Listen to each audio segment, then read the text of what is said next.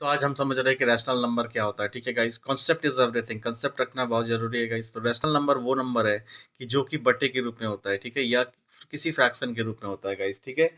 और एक चीज हमेशा याद रखना, जैसे कि बट्टे के रूप में मान लो a बटा b है, तो b is not is equal to zero होगा, ठीक है। नीचे वाला डिनोमिनेटर जो है वो कभी जीरो के इक्वल नहीं होगा गाइस। पहला चीज रैशनल नंबर के बारे में, ठीक है। और दूसरा चीज जैसे कि 3/4, ठीक है, 5/7, ये क्या है, तो ये रैशनल नंबर है।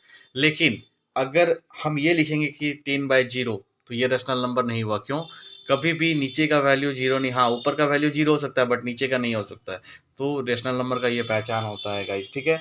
और एक चीज़ हमेशा याद रखना, मतलब जैसे कि 2/4 है, ठीक है।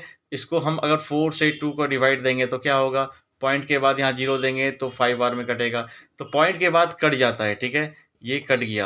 पॉइंट के बाद यदि कट जाता है तो ये रेशनल नंबर होता है गाइस, ठीक है। ये हमेशा आप लोग ध्यान रखना। और एक चीज़ और कि पॉइंट के बाद मतलब ये कट जाता है, ठीक है।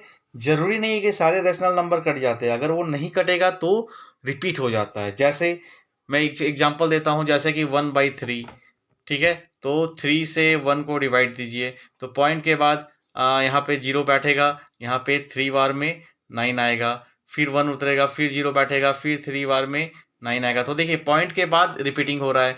तो हमेशा याद रखना, तो रेशनल नंबर क्या होता है, तो गाइस रेशनल नंबर जो होता है वो हमेशा टर्मिनेट होता है, ठीक है, टर्मिनेट होता है आफ्टर पॉइंट, ठीक है, पहला।